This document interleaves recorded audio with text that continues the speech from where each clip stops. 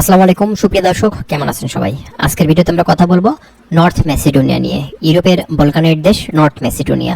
বাংলাদেশ থেকে আমরা কিন্তু অনেকেই স্বপ্ন দেখছি এই দেশটাতে আমরা যাব। ইউরোপের একটি আমরা দেশে ঢুকবো, অনেকদিন থেকে কিন্তু ইচ্ছা। তো 2025 সালে আমাদের অনেক বাঙালি ভাই আছে যারা কিন্তু এখন চেষ্টা করছেন এই নর্থ ম্যাসিডোনিয়ার জন্য, মানে ফাইল দিয়েছেন বিভিন্ন এজেন্সিকে। তো কথা হচ্ছে, অনেকেই আসলে আমাদেরকে কমেন্ট করে, ভাই আমি তো প্রায় 8 মাস 9 মাস তার বেশি হয়ে যাচ্ছে ফাইল দিয়েছি, কিন্তু এখন পর্যন্ত আমার এজেন্সি একটি ওয়ার্ক পারমিটও দিতে পারেনি। তো দেখুন, আসলে একটি ওয়ার্ক পারমিট নর্থ ম্যাসিডোনিয়ার ক্ষেত্রে যদি লেটও হয়ে থাকে, তাও কিন্তু 4 থেকে 5 মাস পর্যন্ত আপনার একটি ওয়ার্ক পারমিট নিয়ে আসা কিন্তু সম্ভব। ঠিক আছে, যদি আপনার এজেন্সি কাজ করে থাকে।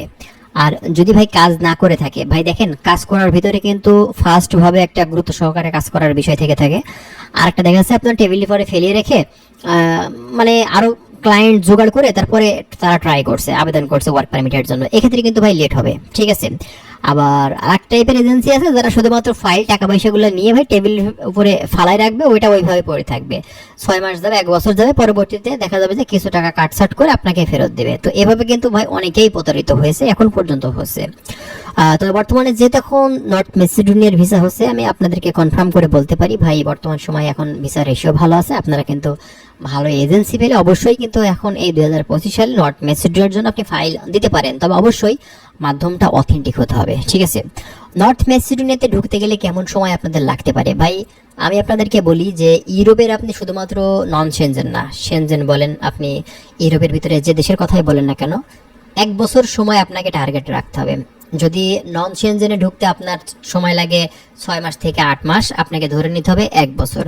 আর যদি আপনি সেনজেনে ঢুকতে চান, তাহলে আপনার সময়টা আরো কিছু বাড়াতে হবে, কারণ সেনজেন দেশগুলোতে ঢুকতে গেলে একটু সময় কিন্তু বেশি দেওয়া লাগে ইউরোপের নন সেনজেন কান্ট্রিগুলোর থেকে। ঠিক আছে, তো বর্তমান সময়ে এখন আসলে ভিসা স্টিকার কেমন হচ্ছে নর্থ ম্যাসিডোনিয়ার আসলে এম্বাসি থেকে? ভাই দেখেন, বর্তমানে আমরা যতটুকু খোঁজখবর নিয়ে জানতে পারছি, নর্থ ম্যাসিডোনিয়ার ভিসা কিন্তু এখন স্টিকার ভালোই হচ্ছে, ভিসা রেশিও কিন্তু ভালো আছে। ঠিক আছে, তবে ব্যাপারটা এমন না যে অ্যাভেলেবল ভিসা হচ্ছে। অ্যাভেলেবল ভিসা বলতে গেলে আপনার মিডিল ইস্টের দেশগুলোতে যেমনটা হয়ে থাকে, দেখা যাচ্ছে 50 জন ভাই অ্যাপ্লাই করেছে, তার ভিতরে 49 জনেরও ভিসা হয়ে গেছে। তো ব্যাপারটা কিন্তু এমন না যে আপনি 10 জন দিলে 10 জনেরই ভিসা হয়ে যাচ্ছে। ঠিক আছে, বুঝতে পারছেন, ইউরোপের দেশগুলোতে এখন ভিসা করাটা কিন্তু বেশ টাফ ব্যাপার, কারণ এখন বাংলাদেশের পাসপোর্ট দেখলেই কিন্তু ইউরোপীয় যেসব আপনার এম্বাসি আছে তারা কিন্তু আসলে মানে এক কথাতে তারা আর পছন্দ করছে না বাংলাদেশি ওয়ার্কার। কারণ বাংলাদেশি ওয়ার্কাররা তো বুঝতেই পারছেন, সেখানে যাওয়ার পরে গেম টেম দিয়ে সবকিছু কিন্তু আসলে পরিস্থিতি খারাপ করে ফেলছে। সে কারণেই বাংলাদেশি পাসপোর্ট মানেই কিন্তু আমাদের এখন অভিশাপ, এই পাসপোর্ট। ঠিক আছে,